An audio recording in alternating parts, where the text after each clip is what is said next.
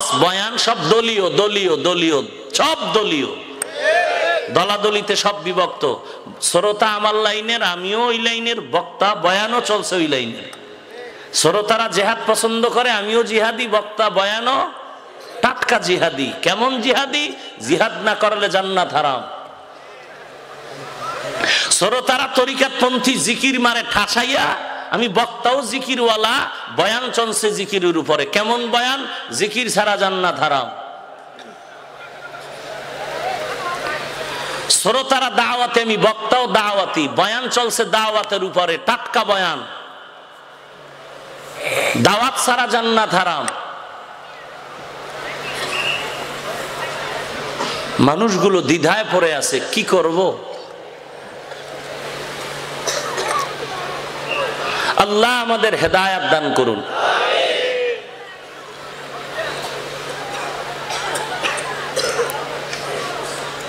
সব ভেজালের একটা অভাব। কয়টা অভাব? তাকওয়া নাই, আল্লাহর ভয় নাই। তো আল্লাহর ভয় না থাকার পরে ঢুকলো কি? দুনিয়ার লোভ। কি ঢুকলো? দুনিয়ার লোভ আবার তিন প্রকার। কয় প্রকার? হুব্বে যা, হুব্বে মাল, হুব্বে নিসওয়ান। সম্মানের লোভ, সম্পদের লোভ, যৌবনের লোভ। যদি দেখেন ইমাম সাহেব, আলেম সাহেব অনেক ক্ষেত্রে সঠিক কথাটা উম্মতের সামনে প্লেস করে না, বুঝবেন তিন প্রকারের কোন একটার ক্যান্সারে আক্রান্ত হয়ে আছে। হয়তো সম্মানের চেয়ার ছুটে যাবে, না হয় আমার অঢেল টাকা চলে যাবে, না হয় যৌবনের তাড়না। যেই হোক, পীর, ফকির, দরবেশ, ওলি, আবদাল, গাউস, কুতুব, আলেম, মূর্খ, সব আল্লাহর রাস্তা থেকে লাইনচ্যুত হয়ে গেলেই মনে করবেন দুনিয়ার লোভ। আচ্ছা, একজন বড় হুজুর কোরআন শরীফের একটা আয়াতের তাফসীর 10 রকম করে, এত বিজ্ঞ, হাদিসের টান দিলেই হাদিসের অধ্যায়, কিতাব, পৃষ্ঠা নাম্বার শুদ্ধ বলে। আপনাদের ধারণা কি হুজুর ছোট? কথা বলেন। এলেমে কম? অনেক। এখন এই হুজুর যদি বলে খাজা মঈনুদ্দিন গাঞ্জাখোর, এই লোকটা যদি বলে তাবলীগ করা হারাম, কি বুঝলেন? সে টোটাল লাইনে আছে না লাইনচ্যুত হয়ে আছে? কেন? দুনিয়ার লোভ। সিরিয়াল কত? হয়তো 1 নাইলে 2, সম্মান নাইলে টাকা।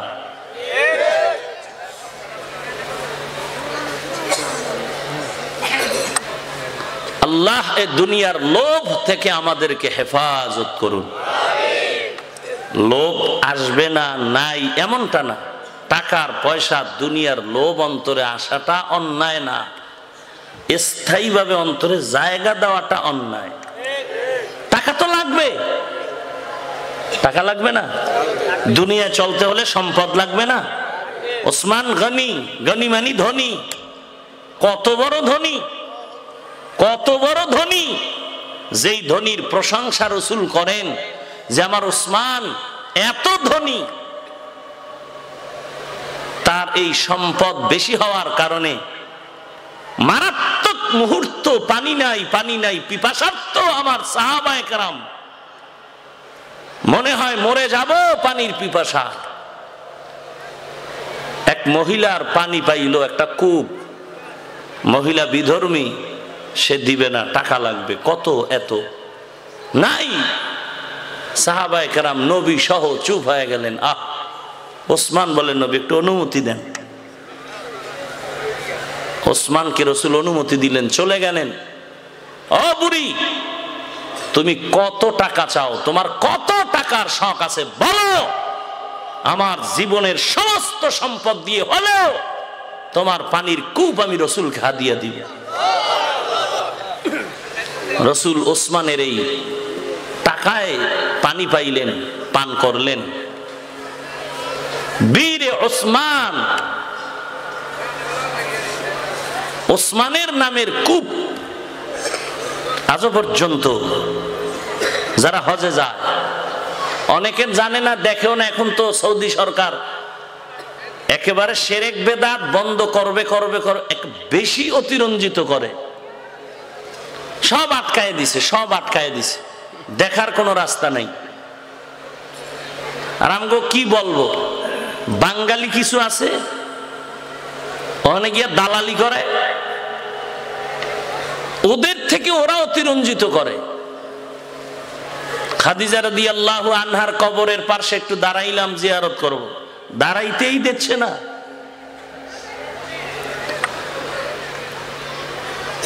আবার আমাদের মধ্যে অনেক আবেগী আছে, পাকিস্তান থেকে আসে কিছু আবেগী।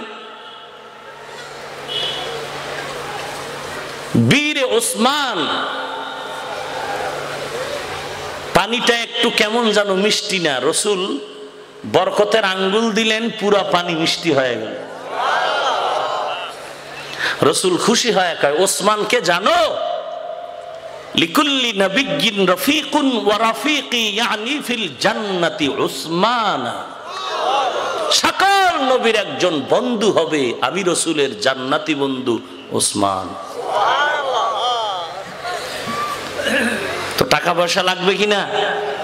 লাগবে। টাকা পয়সা হওয়াটা কারো জন্য গজব, কারো জন্য রহমত। বুঝবেন কি করে কারটা গজব? আয় হালাল, ব্যয় রহমত। আয় হারাম, ব্যয় হারাম, গজব।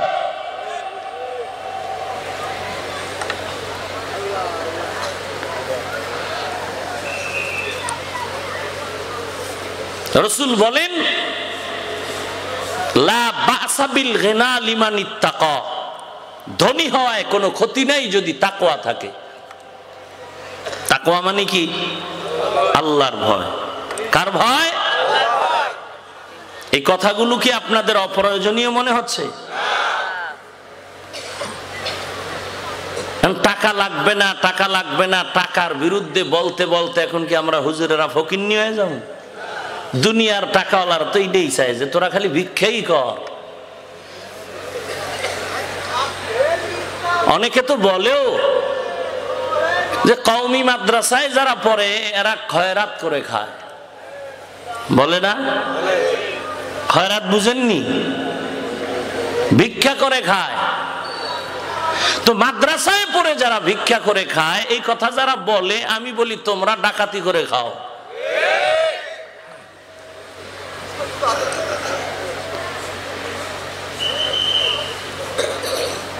টাকা দরকার, কিন্তু অন্তরে টাকাকে জায়গা দেওয়া যাবে না। মনে এই কথা মনে রাখতে হবে, টাকার জন্য আমি নয়, আমার জন্য টাকা। দুনিয়ার জন্য আমাকে আল্লাহ বানাননি, বরং দুনিয়াটাকে আমার জন্য আল্লাহ বানিয়েছেন। অতএব দুনিয়া আমার গোলামি করবে, আমি আল্লাহর গোলামি করব। আল্লাহ বলেন, এই দুনিয়ার লোভ থেকে যদি মুক্তি পেতে চাও, এক নাম্বার যে মেডিসিনটা তোমার প্রয়োজন সেটা হলো তাকওয়া অন্তরে ঢুকাও। ইয়া আইয়ুহাল্লাযীনা আমানুত্তাকুল্লাহা ওয়া কুলু কাওলান সাদীদা। এক নম্বরে আল্লাহর ভয় অন্তরে ঢুকাও, তাকওয়া। তাকওয়া মানিও ভয়। ভয়ের আরো একটা শব্দ হলো খাশিয়াতুন, মানিও ভয়। ভয়ের কোরআনে আরো শব্দ আছে খাউফুন, মানিও ভয়। লাউ আনজালনা হাযাল কুরআনা আলা জাবালিন লারাআইতাহু খাশিআম মুতাসাদ্দিআ خاشعا متصدعا من خشية الله। خشية মানি আল্লাহর ভয়। وأما من خاف مقام ربه ونهى النفس عن الهوى। خوف মানি আল্লাহর ভয়। তাকওয়া মানি আল্লাহর ভয়। তাকওয়া মানিও ভয়, খাউফ মানিও ভয়, খাশিয়াতুন মানিও ভয়। এগুলোর আলাদা আলাদা কিছু পার্থক্য আছে। টোটাল বয়ানের নির্যাস কথা হলো আল্লাহকে ভয় করো। আল্লাহকে ভয় করো, এই ভয়টা যার ভেতরে ঢুকবে তাকে বলে মুত্তাকি। তাকওয়া এমন একটা দামি সম্পদ। নবী বলেন আত-তাকওয়া হাহুনা, আত-তাকওয়া হাহুনা, আত-তাকওয়া হাহুনা। তাকওয়া অন্তরে থাকার জিনিস, অন্তরে থাকার জিনিস, অন্তরে থাকার জিনিস। বুঝে থাকলে বলেন তাকওয়া অন্তরে থাকে, এটা কি দেখা যায় নাকি? তাকওয়া অন্তরে ঢুকাও, বলে কেমনে ঢুকাইবা? আল্লাহ বলেন প্রেসক্রিপশন নাও। ইয়া আইয়ুহাল্লাযীনা আমানুত্তাকুল্লাহ ওয়া কুনু মা'আস সাদিকিন।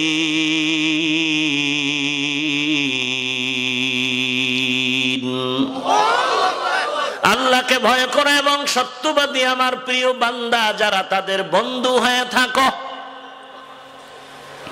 বাবায় সন্তানকে বলে, সন্তান প্রতিদিন ঘুমের আগে আধা কাপ গাভীর দুধ পান করে ঘুমায় যাবি।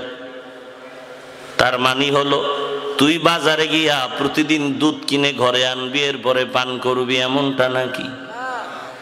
না না, বাবায় সন্তানকে বলে, ও সন্তান প্রতিদিন রাত্রে বেলা ঘুমের আগে আধা কাপ দুধ পান করে ঘুমাবি। তার ব্যাখ্যা হলো দুধ আমি তোর মাথার কিনারায় রেডি রাখবো, এ দায়িত্ব আমার, আর প্রতিদিন দুধ পান করে ঘুমানোর দায়িত্ব হলো তোমার।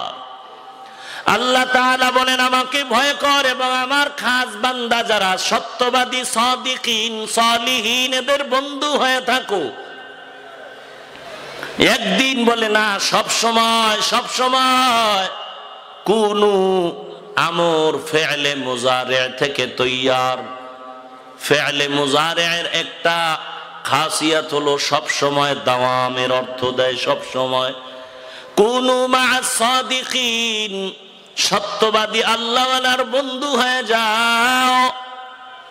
সব সময় আল্লাহওয়ালার সাথে মহব্বত তৈরি করে রাখো। তার ব্যাখ্যা হলো আল্লাহওয়ালার সাথে মহব্বত তৈরি করে রাখার, মহব্বত তৈয়ার করে রাখার দায়িত্ব তোমার, আর অল টাইম জমিনে আল্লাহওয়ালা রেডি রাখার দায়িত্ব আমি আল্লাহ। তোমার রোগ আছে, ডাক্তার মরে গেলে কি আর তুমি অন্য ডাক্তারের কাছে যাইবা না? এরে আল্লাহর বান্দা, দাদন বুয়ার বাজারে ডাক্তার দেখাইলো, রোগীর রোগ সুস্থ হয় না, ফেনী বাজারে গেল। এক সপ্তাহ পরে কয় ঢাকা যাবো। কেন? কয় ফেনীর ডাক্তারও আমার চিকিৎসা ভালো করতে পারে নাই। আর একজনে বলে ঢাকাও যাব না, আমি কলকাতা চলে যাব। আর একজন বলেন আমি ব্যাংকক যাব, আমি শ্রীলঙ্কা যাব, আমি সিঙ্গাপুরে যাব। এত দৌড়াও কেন রে ভাই? একমাত্র কারণ আমার রোগের চিকিৎসা ভালো চাই, সুস্থ হতে চাই। এ মুমিনের দল, তুমি যদি জাহান্নামের ওই সমস্ত রোগ থেকে মুক্তি লাভ করে জান্নাতে যেতে চাও, তাহলে অন্তরের মধ্যে যে রোগ আছে, কয় হুজুর আমি নামাজ পড়ি, কোরআন পড়ি, তেলাওয়াত করি, মানুষের সাথে ভালো ব্যবহার করি, অতএব আমার কোনো আল্লাহওয়ালার দরকার আছে কি? আরে নবীর উম্মতের দল, আমার টুপিও ঠিক আছে, দাড়িও ঠিক আছে, পর্দা ঠিক আছে, কিন্তু আমি মনে মনে ভাবতেছি আমার মতো বড় বক্তা বাংলাদেশে কেউ নাই। খোদার কসম, এই ধারণাটা আমার চূড়ান্ত কবিরা গুনাহ হচ্ছে। আমি মনে করি অমুক বক্তা আমার থেকে অনেক ছোট, এই ধারণাটাও কবিরা গুনার অন্তর্ভুক্ত হয়ে আছে। আমি ঘরে গেলে আমার ম্যাডামের নিয়ে সামনে বসে অনেক মানুষের নাম নিয়ে আমি সমালোচনা করি, কবিরা গুনাহ। এই মারাত্মক গুনাহ নিয়ে যদি আমি বক্তা হয়ে যদি এত বড় বড় গুনাহ নিয়ে আমি চলতে পারি, অতএব মনে করো তোমার টুপি নাই, নামাজ নাই, পর্দা নাই, দাড়িটা নাই, হালাল খাও না, তোমার কত রোগ তোমাকে আঁকড়ায় ধরছে, তোমার চিন্তার কোনো শেষ নাই। অতএব আমার এই অন্তরের রোগের চিকিৎসার জন্য এমন একজন আল্লাহওয়ালার কাছে যেতে হবে যার মধ্যে অহংকারের রোগ নাই, যার ভেতরে হিংস্র কোনো আক্রমণ নাই, যেই রোগগুলো কবিরা গুনার এই রোগগুলো নাই। তার সোহবতে গেলে আমার রোগগুলো সুস্থ করা যাবে। বান্দা, তুমি একজন আল্লাহওয়ালার কাছে গেছো, ওখানে গিয়া যদি দেখো তুমি আগে বিড়ি টানতা, মনে করছো দরবারের হুজুরের বয়ান শুনলে আমার বিড়ি টানা বন্ধ হয়ে যাবে, কিন্তু তুমি এমন এক দরবারে গিয়া বসছো, গিয়া দেখো তোমার পীর বাবায় গাঞ্জা খায়। তাহলে কি বুঝলা? তোমার চিকিৎসা একুরেট হবে এখানে? আর একজন আল্লাহর ওয়ালার কাছে যাও, ওখানে গিয়ে দেখো তার মধ্যে আগে সুন্নতের আমল আছে কিনা, কোরআনের বিশুদ্ধ তেলাওয়াত আছে কিনা। আল্লাহ ওয়ালার কাছে যাও বললে দৌড় দেওয়া যাবে না, আগে চিন্তা করো যে আল্লাহ ওয়ালার কাছে যাব তার মধ্যে রোগ মুক্ত মেডিসিন আছে কিনা। চিন্তা ভাবনা করে যাও। চিনবো কি করে? তো কোষ্ঠী পাথর নাই। বলে প্রথম দুইটা গুণ দেখবা, এক নম্বরে কোরআন শরীফের বিশুদ্ধ তিলাওয়াত, দুই নম্বরে পরিপূর্ণ সুন্নতের আমল। এরপরে বাকিগুলো আস্তে আস্তে দেখো। বাকিগুলো কি? তোমার পীর বাবা রাতের মধ্যে স্বর্ণের আংটি আছে কিনা দেখো, তোমার পীর বাবার গলার মধ্যে স্বর্ণের চেইন লাগানো আছে কিনা দেখো, তোমার পীর বাবায় যখন জুতা পায়ে দেয় তুমি ভালো করে তাকায় দেখো সুন্নত অনুযায়ী জুতা পরে কিনা। দুইটা জুতা সামনে রাখলো, বিসমিল্লাহ বলে জুতার উপরে পাও রাখবে, ভিতরে না, জুতার উপরে পাও রাখবে। রাখার পরে সুন্নত হলো ডান পাও জুতার মধ্যে আগে দিবে, এরপরে বাম পাও বাম জুতায় ঢুকাবে। এরপরে তোমার পীর বাবায় কোনো দিকে রওনা করতে ডান পাও দিয়া আগে রওনা করবে। এই সুন্নত গুলো দেখো। তুমি যেই পীরের দ্বারা জান্নাত পাইবা, যেই পীরের সোহবত নিলে তুমি জাহান্নামের রোগের চিকিৎসা পাইবা, ওই পীর যখন পানি পান করে তাকায় দেখো পীরের পানির গ্লাসটা ধরা সুন্নত অনুযায়ী আসেনি। 3 শ্বাসে পানি পান করবে সুন্নত। তোমার পীর বাবা এক টানে পানি পান করলো কিনা? এরে আল্লাহর বান্দা, 5 কেজি গাভীর দুধ দিয়ে তুমি ঘরের মেহমানদারি করতে চাও, তোমার একটা গাভী দরকার। গাভী কিনতে গিয়া বাজারে তুমি গরুর মালিকের জিজ্ঞাসা করলাম এই গাভীটায় দুধ দেয় কত? কয় 5 কেজি। কয় বিশ্বাস তো হয় না, ওর মায়ে দিত কয় কেজি? কর মায়ে দিত 7 কেজি। মনের ভিতরে সান্ত্বনা, মায়ে যদি 7 দেয় বাচ্চাটা 5 দিতে পারে। একটা গাভীর দুধ খায় ভিটামিন তৈরি করতে গিয়া যদি মায়ের খবর নাও, যেই বউরে ঘরে আইনা, যেই বউয়ের দ্বারা একটা সন্তান পাইবা, যেই সন্তান তোমার কল্যাণ আনবে দুনিয়ায়, মুক্তির দরজা খুলবে আখেরাতের ময়দানে, ওই সন্তান ভালো পাওয়ার জন্য বিয়ার আসরে গিয়া কেন মেয়েটা দেখার আগে তার মায়ের খবর নিলা না? আমি যেই মেয়েটারে বিয়া করব একটু খবর নেওয়া দরকার, ওর মায় ভালো নি, ওর মা কোরআন পড়তে জানেনি, ওর মা পর্দা করেনি, একটু জিজ্ঞাসাও করলা না, বরং তুমি পাওয়ার পর রাস্তায় তার সাথে তুমি কসম খেয়ে ফেললা। এরপরে বিবাহের ময়দানে গেছো, বিয়ে করবি তুই একা, 10 জনারে দেখাইলি কেন রে কপাল পরা? এরপরে সেখানে ভিডিও ক্যামেরার গজব, যৌতুকের গজব, 3 বেলা খানা নাই, গেট সাজায় 33টা, বিল্ডিং এর চতুর্পার্শ্বে মরিচ বাতি আর বাতি আর বাতি আর রাউন্ড তামাশা আর গায়ে হলুদের ভারাম অনুষ্ঠান। গায়ে হলুদের অনুষ্ঠান না জানো একটা মিনি মিনি সিনেমা হল। কে বলবে এই কথা? আর কে মানবে? কে বলবে? কে আর মানবে কে? ভাইরা আমার, গায়ে হলুদের ভেতরে ওখানে আবার ভিডিও ক্যামেরার গজব আর কত আকাম কুকাম। এত আকাম কইরা যদি বিয়া করে, ওই বিয়ের ঘরে কোনোদিন আদর্শবান সন্তান আশা করাটাও ভুল। এত আকাম করলে কোন দরজা দিয়ে ভালো সন্তান আসবে বল?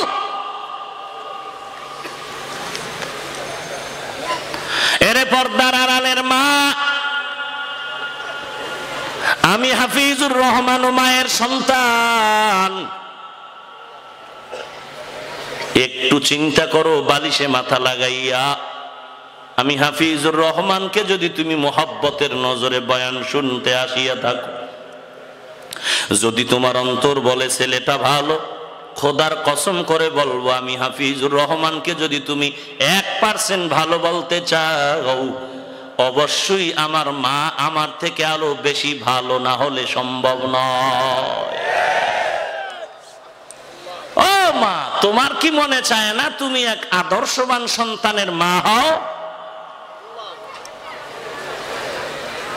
এরে আম্মা জান, আমিও মায়ের সন্তান, আমার মাও মা, তুমিও মা, হাফেজে কোরআনের মাও মা, তুমিও মা, খাজা মঈনুদ্দিন চিশতি আজমিরির মাও মা, তুমিও মা, বড় পীরের মাও মা, তুমিও মা। আমার মা, আমার চাচি এখনো পর্যন্ত দিনের বেলা কোথাও বেড়াইবার জন্য যায় না, রাতের বেলাও যদি যায় হাত মোজা পাও মোজা ঢিলে ঢালা বোরকা, টাইট ফিট নয়, টাইট ফিট বোরকা আর সাজন গজন বিউটি পার্লার, এটা কাপড় পরিয়াও ল্যাংটা, এটা বোরকা নয়, এটা ফ্যাশন। ঢিলে ঢালা বোরকা পরে যায়। বাদ দাও তুমি আমার মায়ের কথা। এই দক্ষিণ করিমপুর এলাকায় কালকে তদন্ত করো, বহু আল্লাহর বান্দি, বহু মা এখন এই এলাকায় আছে, তাহাজ্জুদ পর্যন্ত কাজা করে না। নাই? এরে আম্মা জান, আল্লাহ তোমাকে সন্তান দিয়েছে, তুমি একটু দোয়া চাইবা, হুজুর একটু দোয়া করবেন সন্তানটারে যেন কোরআন পড়াতে পারি। সন্তান স্কুলে পড়বে, মেট্রিক পাস করবে, হুজুর দোয়া চাই। তোমার ছেলে স্কুলে পড়ে, কলেজে পড়ে, ধন্যবাদ ধন্যবাদ, হাজারবার ধন্যবাদ। এ যুবক, তুই স্কুলে পড়ি একদিন ইঞ্জিনিয়ার হবি, আমার কপাল খুলে যাবে। তুই স্কুলে পড়, ডাক্তার হয়ে যাক, আমার কপাল ভালো হবে। কারণ সবাই আলেম হতে পারবে না, সবাই মুফতি হতে পারবে না। স্কুলে পড়ে তুই একদিন ডিসি হবি, এসপি হবি, আইজি হবি, ধন্যবাদ। কিন্তু ভালো করে মনে রাখিস, তোদের এই ফেনী শহরে MBBS, FCPS, FRCS, MCPS doctor আছে না নাই? একজন? অনেক? অনেক না? বিবেক দিয়ে জবাব দিন, বলুন তো, এত ডাক্তার ফেনী শহরে, সব ডাক্তারের চেম্বারে রোগীর ভিড় কি সমান? কত ডাক্তার বয়ে বয়ে বিড়িটা নিয়ে আর মশা মারে, আর কত ডাক্তার রোগীর সিরিয়াল শেষ করতে রাত্র 12টা বাজে। কথা ঠিক? এবার আমাকে জবাব দে, যেই ডাক্তার রোগী দেখতে দেখতে রাত্র 12টা বাজাইলো, এর কাছে এত রোগীর ভিড় কেন? কারণটা কি? খালি মানুষের বিসমিল্লাহ ছাড়া গালি দেয়, জুতা মারে? এরে বাবা, একটু চিন্তা কর, এত ডাক্তারের মধ্যে ওই ডাক্তারের রোগীর ভিড় এত কেন বেশি? এর একমাত্র কারণ তার আদর্শ, তার সুন্দর ব্যবহার। এ যুবক, তুইও ক্লাস 8-এ পড়ো, তোর মতো আরো 10টা যুবক ছেলে ক্লাস 8-এ পড়ে। আজানের শব্দ শুনিয়া তাড়াতাড়ি স্কুলের পাশে একটা রুমে গিয়া নামাজ পড়লো, তুই কেন পারলি না? তোর মতো ক্লাসের যুবক ছেলেটা মোবাইলে বাজে জিনিস দেখে না, তুই কেন দেখো?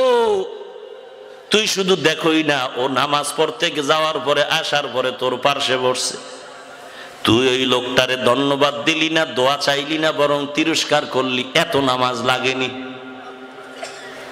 হ্যাঁ যুবক, কপালে লেখা রাখ, তুই স্কুলে পড়ে ইঞ্জিনিয়ার হবি, ডাক্তার হবি, একদিন তুই দামি বান্দা হবি।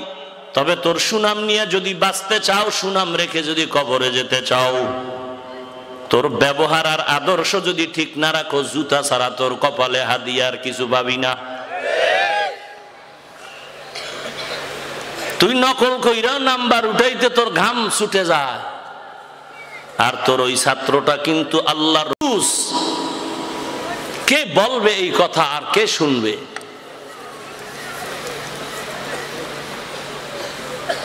মা বাবারও দোষ একেবারে যে নাই তাও না।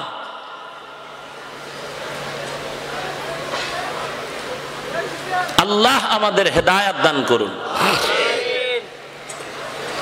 ইয়া আইয়ুহাল্লাযীনা আমানুত্তাকুল্লাহ, আল্লাহকে ভয় কর।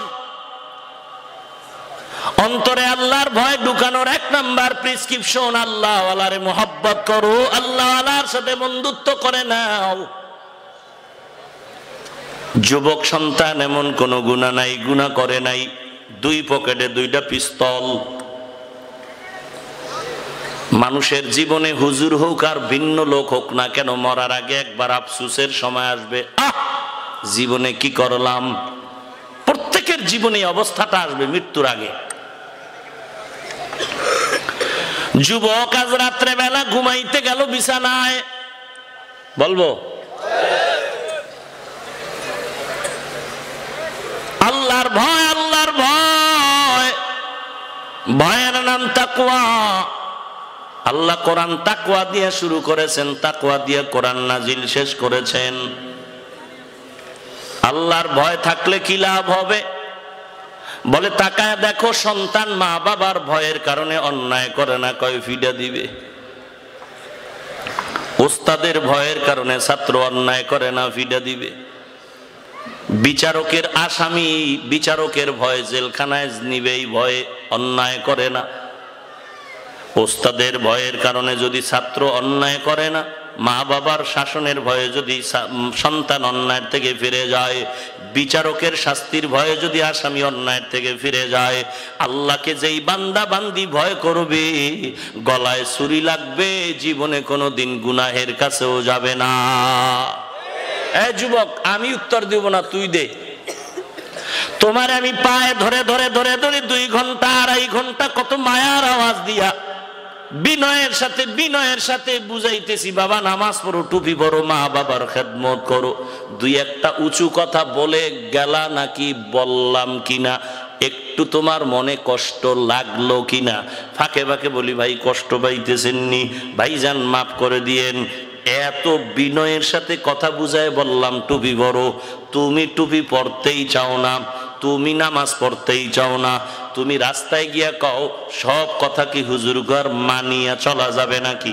হুজুরদের সব কথা মানা যায় না, হুজুর তো হুজুরের কথাই বলবে, হুজুরের সব কথা মানার দরকার নাই।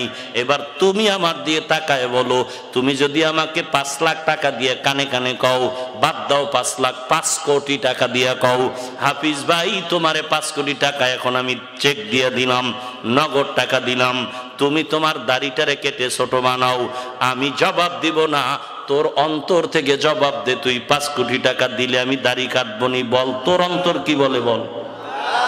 হ্যাঁ, এবার একটু বালিশে চিন্তা করতো ব্যাপারটা কি। তোর পাও ধরতেছি, তুই টুপি পরতে চাও না, আর তুই আমাকে 5 কোটি টাকার লোভ দেখাইতেছ, নগদ দিয়েই দিছ। এরপরও আমার বলছি যে তুই আমার জবাই কর, গলায় ছুরি লাগা, দাড়ির মধ্যে অস্ত্র লাগাবো না। একটু চিন্তা করতো ব্যাপারটা কোন জায়গায়।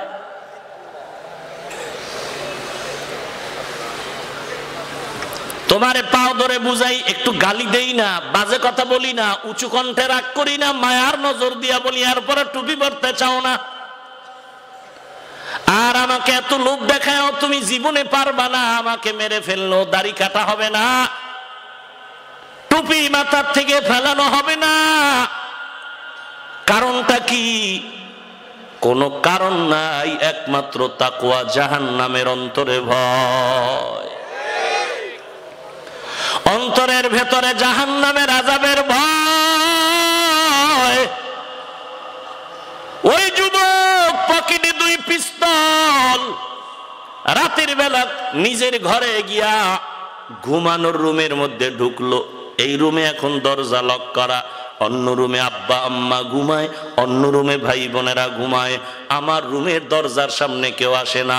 এলাকার মানুষ আমাকে ভয় করে, আমি টাটকা সন্ত্রাসী, আমার মা বাবাও বেশি কথা বলে না, মেজাজ গরম।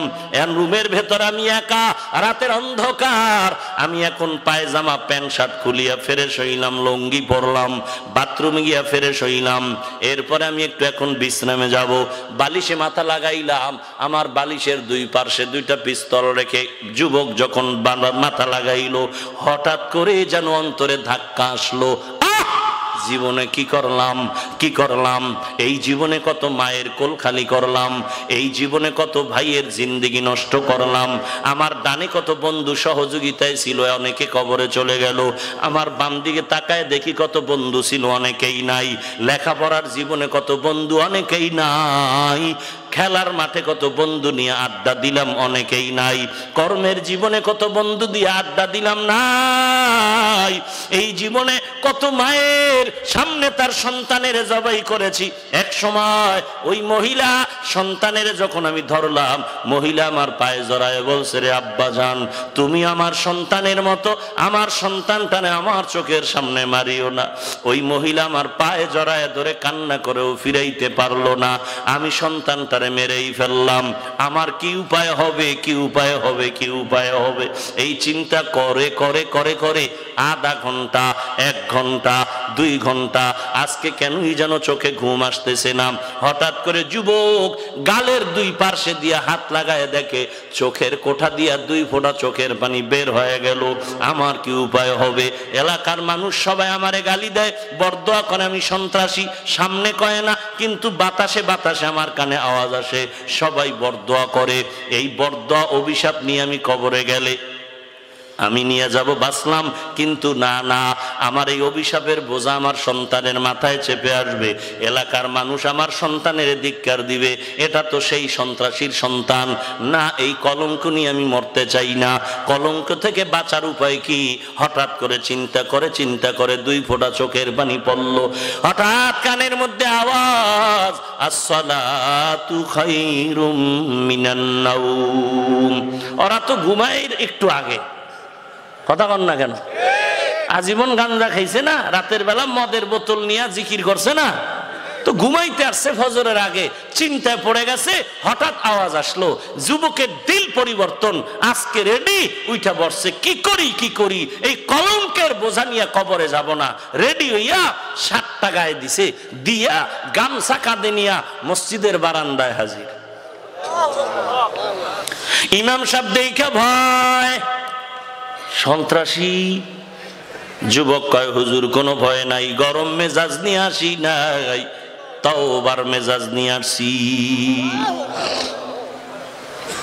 জীবনে বহু অন্যায় করেছি হুজুর, এখন আমি তওবা করতে চাই। ইমাম সাহেব বলে, বাবা নামাজ পড়ো, ওযু করে নাও। বলে, জানি না, জীবনে মাদ্রাসায় পড়ি নাই, মসজিদের বারান্দায় ঢুকি নাই।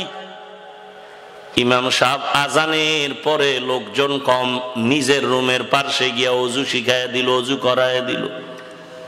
ইমাম সাহেব নামাজের নিয়ম দেখায় দিল, ফজরের নামাজ পড়ে ফেললো। এইবার যুবকের নিয়ে রুমের মধ্যে গেল। যুবক, তুমি কি চাও?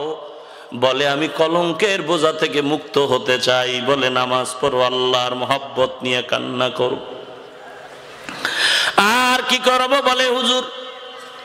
ইমাম সাহেব বলে, রে যুবক, তুমি শুধু আমার পরামর্শ নিয়েই চললে হবে না, আমার থেকে একজন ভালো আমলওয়ালা, তাহাজ্জুদওয়ালা, কান্নাওয়ালা বুজুর্গের দোয়া নাও, তার সাথে সম্পর্ক করো। কই পায় আল্লাহওয়ালা? এদেশে তো দরবার শরীফের অভাব নাই। কয়, খবরদার, সব দরবারে যাবি না। বহু দরবার শরীফের মুজাদ্দিদ বয়া রইছে, শয়তান ওরে দেখলে ভয় পায়। আছে না নাই?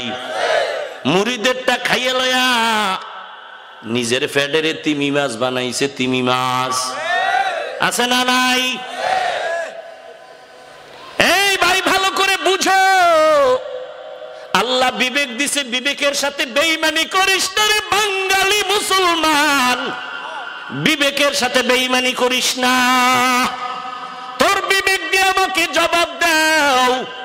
তুমি এমন একজন পীরের দরবারে গেছো, 30 বছর ওই দরবারে দৌড়াইছো, জীবনে তোমার পীর সাহেব ইমামতি করে 2 রাকাত নামাজ পড়াইলো না কেন? জবাব দাও। তোমার পীর সাহেব আমার নবীর থেকে বড় পীর না। আমার মায়ের নবী তায়েফের ময়দানে গিয়া কালেমার দাওয়াত দেয়, আর তায়েফের ছোট ছোট বাচ্চারা পাথর মারে, রাসূলের শরীর থেকে রক্ত ঝরায়। জিবরাইল আমিন আল্লাহর অর্ডার পেয়ে হাজির। ও নবী, এক্ষুনি অর্ডার করেন, তায়েফের জমিন উল্টায় দে। মায়ার নবীর শরীরে পাথরের আঘাত, শ্রাবণ মাসে বৃষ্টির ফোঁটা যেমন পড়ে এমন পাথর। আর বলে, পাগল পাগল, নবীজির শরীর মোবারকের রক্ত পরে জুতাটা আটকায় গেল। জিব্রাইল বলে অর্ডার করে, কেমন মায়ার নবী আমার, বলে এদেরকে কিছু বলবা না, এরা আমাকে চিনে না, চিনলে আমারে পাথর মারতো না। তুমি কোন ভণ্ড বেঈমানের দরবারে গেছো? আমার নবীর থেকে বড় পীর কেউ নাই। আমার নবী তাইফের ময়দানে কালেমার দাওয়াত দিতে গিয়া যদি রক্ত ঝরাইতে পারে, আমার নবী উহুদের ময়দানে যদি রক্ত ঝরায়, তোমার পীর কেমন পীর যে 30 বছর মুরিদ হইলা একবারও তোমার এলাকায় বয়ান করতে আসলো না? তোমার পীর দুরাকাত নামাজের ইমামতি করতে পারলো না। খোদার কসম, খোদার কসম, খোদার কসম, যেই পীর ইমামতি করার যোগ্যতা নাই, আমার নবীর থেকে বড় কেউ নাই। যদি কেউ মনে মনে ভাবো আমার পীর বড়, তোর বউ তালাক হয়ে যাবে, কারণ তুই বেঈমান হয়ে গেছে। যদি মনে মনে ভাবো নবীর থেকে আমার পিসাব বড়, তোর বেঈমান, তুই ঈমান হারা, বিয়া ভেঙ্গে যাবে, কারণ বেঈমানের সাথে ঈমানদারের বিয়া হয় না। খবরদার, আমিও পীরের মুরিদ। আমার মুরিদের আওয়াজ হলো আমি পীরকে মানি ততক্ষণ, পীর আমার নবীর সুন্নত মানবে যতক্ষণ। যদি দেখি আমার পীর নবীর সুন্নত মানে না, আল্লাহর কসম আমি আমার পীর কেউ মানি না। কারণ আমার পীর মূল মাকসাদ না, মাকসাদ আমার জান্নাতের পথে সুন্নতের আমল করে আগাবো। তো পীরের কাছে কেন গেলাম? আমি সুন্নত চিনি না, পীর আমারে চিনায় দিবে, আমাকে বুঝাই দিবে, আমি আমল করব।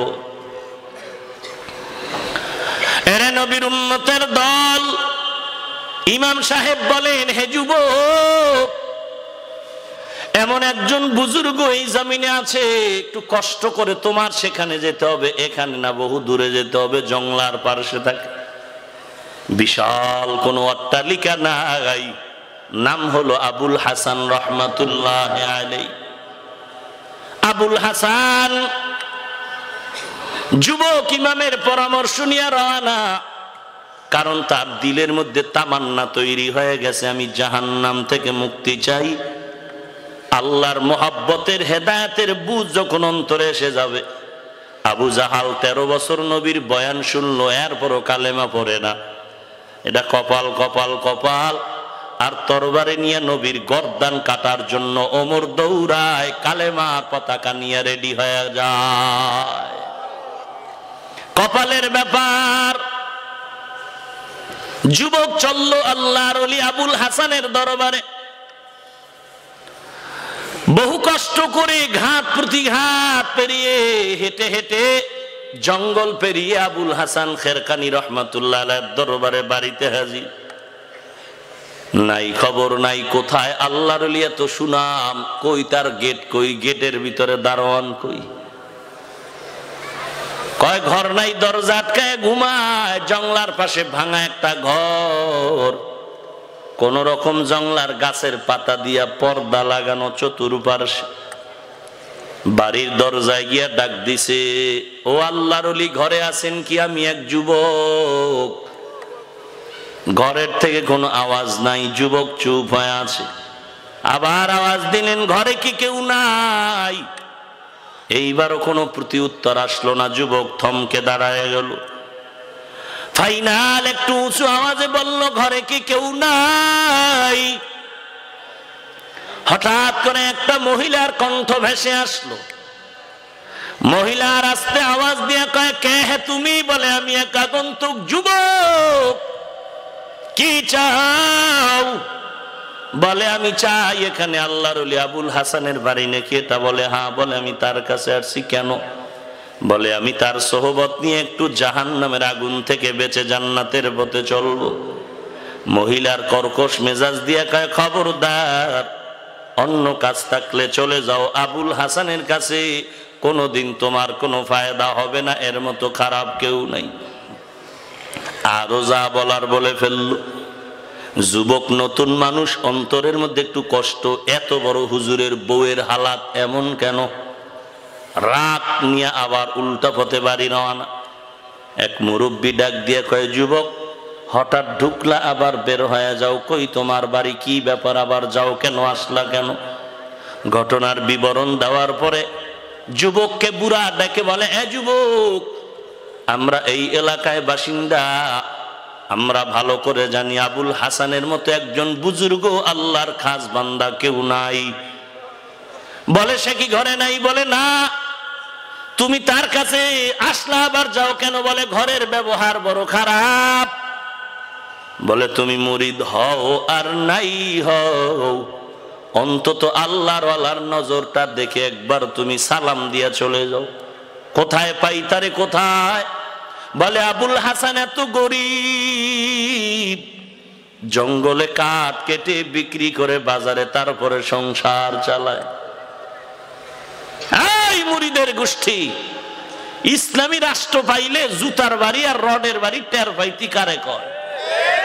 পীর সাহেবের দরবারে যাও ধনী হইতে, ফকিন্নির গোষ্ঠী। তুই যেই পীরের দরবারে ধনী হতে যাও, পীর তো টাটকা ফকিন্নি। ওই পীরের গাড়ি বাড়ি আর ইলিশ মাছের রান খায় তোর টাকায়। তুই যাও পীরের দরবারে ধনী হইতে, তাবিজ লাগাও ধনী হওয়া। ধনী বানানের মালিককে? আপনাদের দাদন বুয়া থানার ধনী টাকাওয়ালা বাহাদুর আছে না নাই? পায়ের উপরে পাও ফালায়, ডান হাতে বিড়ি টানে, বাম হাতে চা টানে, টাটকা ভদ্রলোক। ডান হাতে কি টানে আর বাম হাতে? চিন্তা করছেন? ডান হাতে চা টানলে সমস্যা কি? স্টাইল ঠিক থাকে না। আর একটু চালাক হলে কয়, হুজুর এত ফতুয়া দেন কেন? এটাও তো আল্লাহর, এটাও তো আল্লাহর বানানো হাত, একটা দিয়ে খাইলেই তো। জাকাত হুজুরের ফতুয়া বন্ধ হয়ে গেল। ও দাদন বুয়া এলাকার টাকাওয়ালা বাহাদুর, তুমি একটু বালিশে মাথা লাগায় চিন্তা করো, তোমার বাহাদুরি ফেনী জেলায় টিকবে না। আরো বড় বাহাদুর, তুমি কি বিড়ি খাও? ভাঙ্গা বিড়ি। কিন্তু দামি সিগারেট নিয়ে বসে আছে, মাঝে মাঝে ওক্কা টানে। ফেনীর বাহাদুর, তোমার টাকার বাহাদুরি ঢাকায় টিকবে না, কারণ সেখানের বাহাদুর গাঞ্জা খায়। ঢাকার বাহাদুরির বাহাদুরি ভারতে টিকবে না, কারণ ভারতের বাহাদুর তোমার থেকে আরো বড় ঢাকায় নাম কওয়া যাইব না। ভারতের বাহাদুরির বাহাদুরি আমেরিকা রাশিয়ায় টিকবে না। সত্য নি না মিথ্যা? আমেরিকা রাশিয়ার বাহাদুরের বাহাদুরি আমার আল্লাহর দরবারে টিকবে না। আল্লাহ বলেন, তোরা সব গরিব, ধনীকে ইয়া আইয়ুহান নাস আনতুমুল ফুকারাউ ইলাল্লাহ ওয়াল্লাহু হুয়াল গানিয়্যুল হামিদ।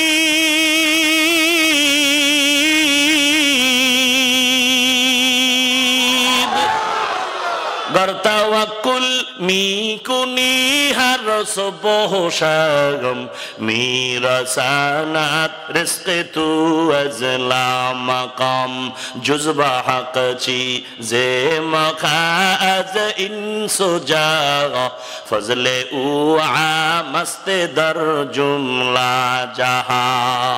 ও দুনিয়ার মানুষ, তোমরা সবাই গরিব, আমি আল্লাহ হলাম ধনী। ধনীকে, ধনীর সংজ্ঞা কি? যার কোনো অভাব নাই।